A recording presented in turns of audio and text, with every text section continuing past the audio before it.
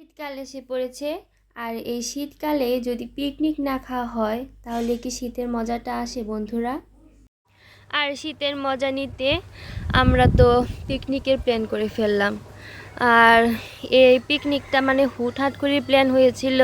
তো পিকনিকে কি কি আইটেম থাকবে সেটা নিয়ে সবাই বসে প্ল্যান করলাম। এরপর আমরা ভাবলাম যে মুরগির মাংস দিয়ে পোলাও দিয়ে খেলে তো ভালোই হয়, সাথে যদি ডিম বা ডাল বা সবজি এরকম কিছু থাকে। তো এরপরে ভাবলাম যে না, সবজির পরিবর্তে বুটের ডাল দিয়ে খেলে এটা ভালোই লাগবে। তো সবার কাছ থেকে 150 টাকা করে প্রতিজনের কাছ থেকে চাঁদা ধরা হয়েছিল। তো চাঁদা তুলে বাজার বাজার টাজার মানে ওই টাকার মধ্যে যতটুকু বাজার করা সম্ভব ও বাজার টাজার করে তারপর আমরা রান্না বান্নার আয়োজন শুরু করে দিলাম। এই রান্না বান্নাটা হয়েছিল আমাদের বাসাতেই।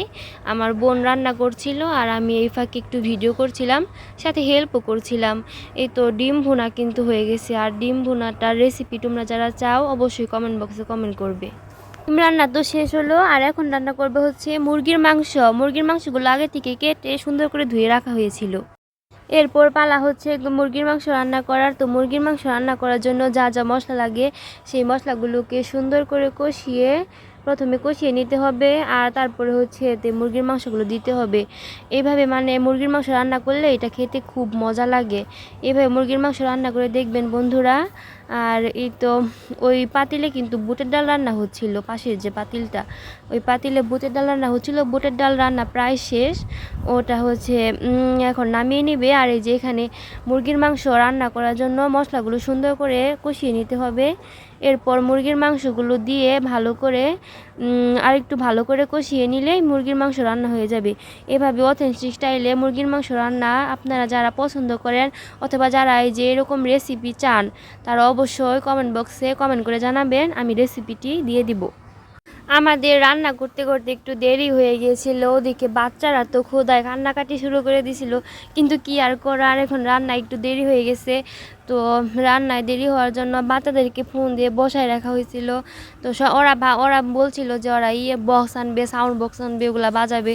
কিন্তু এগুলো আসলে আমাদের পছন্দ না, যে উচ্চস্বরে সাউন্ড বক্স বাজালে আশেপাশের মানুষরাও অনেক বিরক্ত হয়। তো ছোটোখাটো আমাদের বাসায় একটা বক্স ছিল, সেটাই বাজায় ওরা গান শুনতেছিল।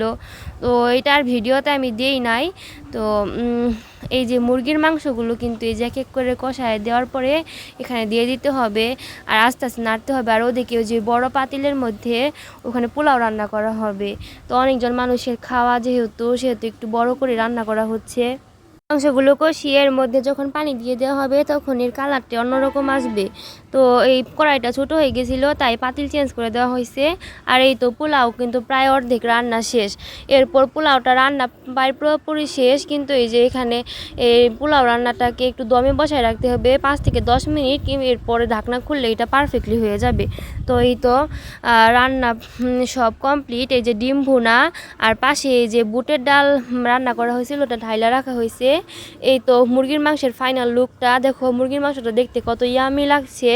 তো তোমরা যারা যারা খেতে চাও তোমাদের সবাইকে আমাদের বাসায় দাওয়াত রইলো, তোমরা আসবা। আর এই যে পোলাও, তো সবাই ভালো থাকো, সবাইকে টাটা।